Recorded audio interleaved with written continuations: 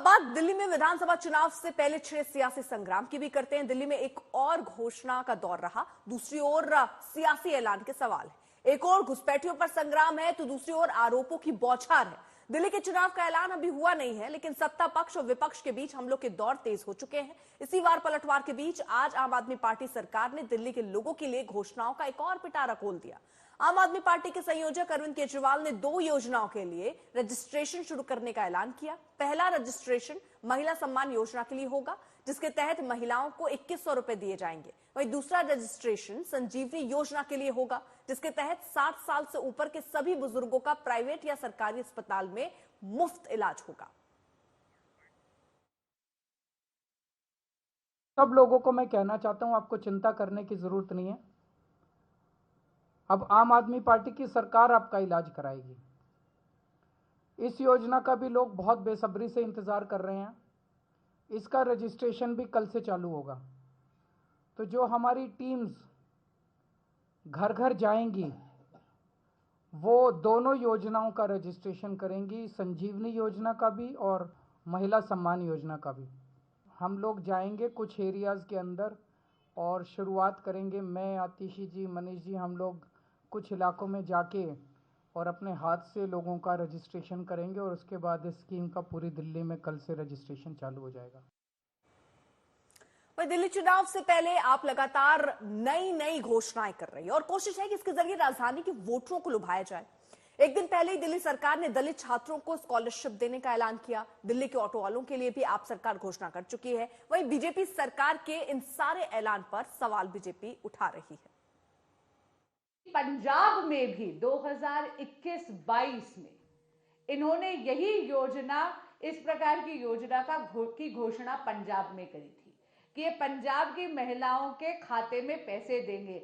आज तक हम 2024 के अंत में आ गए, दिसंबर आ गया है, 1 रुपया पंजाब की बहनों के खाते में अभी तक नहीं आया है। मैं पूछना चाहती हूं माननीय केजरीवाल जी से कि क्या महिला सम्मान केवल आपके लिए एक चुनावी जुमला है? बहुत विनम्रता से दिल्ली के बड़े बुजुर्गों से कहना चाहूंगी, इनके झांसे में मत आइएगा। अरे इन्होंने तो आयुष्मान भारत जैसी जन कल्याणकारी योजना जो 33 राज्यों में लागू है, उसको भी यहां पर द्वेष की राजनीति चलते यहां पर लागू नहीं होने दिया। मैं पूछना चाहती हूं केजरीवाल जी से, क्या बात 1 दशक तक यहां पर सत्ता भोगी, तब आपको बड़े बुजुर्गों की सुध लेने का समय नहीं मिला? तो दिल्ली की सियासत में सिर्फ घोषणाओं पर घमासान नहीं छिड़ा है, हर रोज नए मुद्दों पर राजधानी की सियासी लड़ाई तेज हो रही है। इसी कड़ी में अब दिल्ली के उपराज्यपाल वीके सक्सेना की ओर से जारी वीडियो पर नई जंग छिड़ गई। उपराज्यपाल ने वीडियो जारी करके दिल्ली के कई इलाकों में सड़कों, सीवर, इनकी बदहाली का सवाल उठाया। तो केजरीवाल ने अपनी प्रेस कॉन्फ्रेंस में इस वीडियो पर भी जवाब दिया। मैं एलजी साहब का बहुत बहुत तहे दिल से शुक्रिया अदा करना चाहता हूं। उन्होंने जो कमियां निकाली हैं, उन सारी कमियों को हम दूर करेंगे। वो जहां जहां जाके, मुझे याद है वो नांगलोई मुंडका रोड पे गए थे, उन्होंने कहा था वहाँ पे गड्ढे हैं, वो सड़क बननी चालू हो गई है। वो सड़क हम बनवा रहे हैं और थोड़े दिन के अंदर दिल्ली की सीएम आतिशी जी आके उसका उद्घाटन भी करेंगी। आज जो उन्होंने बताया है उसकी भी सफाई कराएंगे। मेरी एलजी साहब से निवेदन है कि वो हमें हमारी कमियां बताएं और हम वो सारी कमियां दूर करेंगे। तो दिल्ली के उपराज्यपाल के वीडियो पोस्ट करने के बाद सीएम आतिशी रंगपुरी पहाड़ी इलाके में पहुंची। आतिशी ने इलाके के लोगों की समस्याएं सुनी और दिक्कतों को जल्द दूर करने का भरोसा भी दिलाया।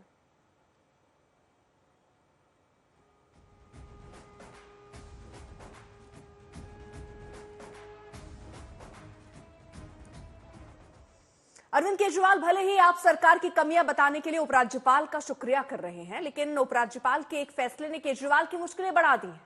दावा है कि शराब नीति घोटाले मामले में एलजी वीके सक्सेना ने ईडी को केजरीवाल पर केस चलाने की इजाजत दे दी है, जिसके बाद से बीजेपी अरविंद केजरीवाल पर हमलावर है। वहीं आम आदमी पार्टी एलजी के ऐसे किसी आदेश की बात को खारिज कर रही है। पीडब्ल्यूडी वाले भी परेशान है, साहब हमने इतना सामान तो इसके एक शीश महल में दिया नहीं था, आया कहां से है?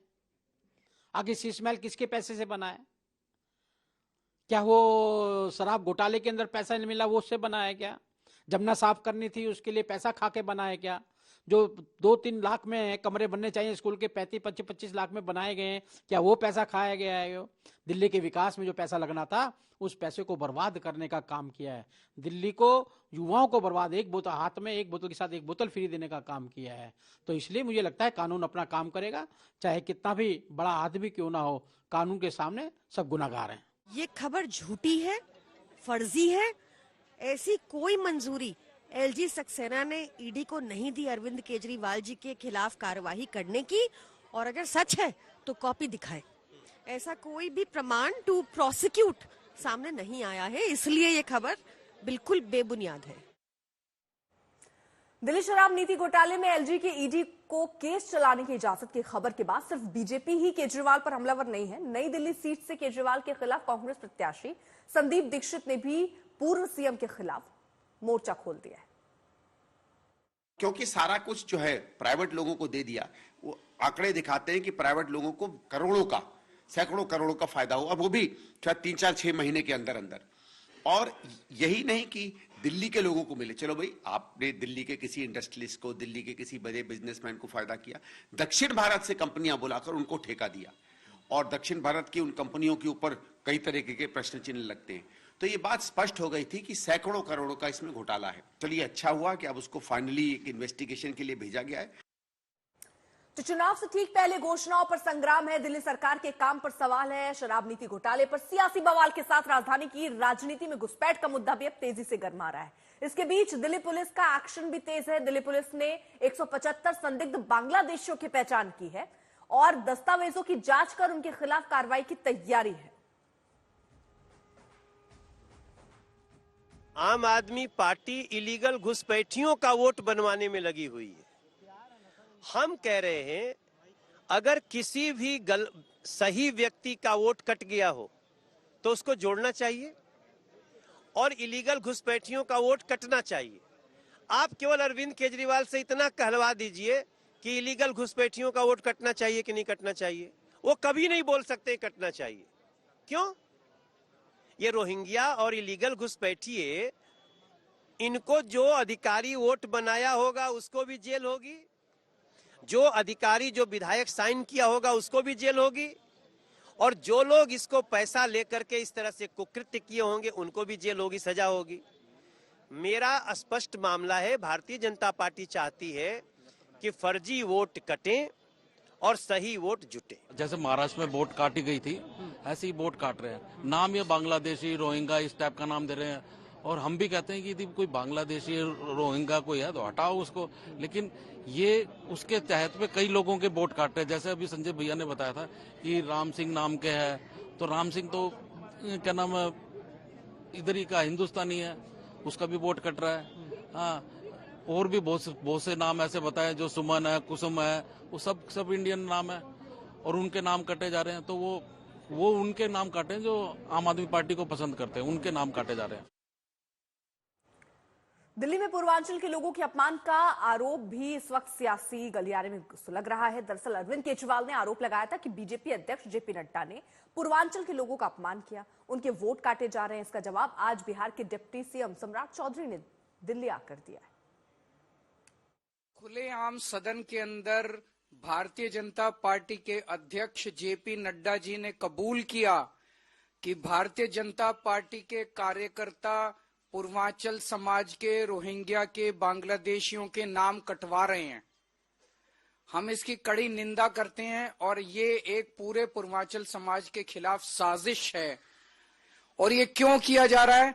ये एक सोची समझी बहुत घिनौनी साजिश के तहत बीजेपी कर रही है, क्योंकि दिल्ली का अधिकांश पूर्वांचल समाज आम आदमी पार्टी का वोटर है। इसीलिए बीजेपी ने साजिश रची है कि दिल्ली के पूर्वांचल के जितने वोट हैं वो पूरी तरह से कटवा दिए जाएं। बिहार यूपी के विकास के लिए लगातार नड्डा जी का सहयोग पूरे देश को मिल रहा है और आज केजरीवाल ज्यादा चिंतित है कि बांग्लादेशी को कैसे स्थापित करें, रोहिंग्या को कैसे स्थापित करें। और पूर्वांचल के लोगों को पता है कि जब कोरोना का समय था, कष्ट का समय था, विपत्ति का समय था, तो कैसे केजरीवाल की सरकार ने भगाने का काम किया था। देखिए, ये सिर्फ प्रोपगंडा है। बिहार के लोगों को और उत्तर प्रदेश के लोगों को एहसास है कैसे बस में और ट्रेन में भर भर के बिहार लौटना पड़ा था।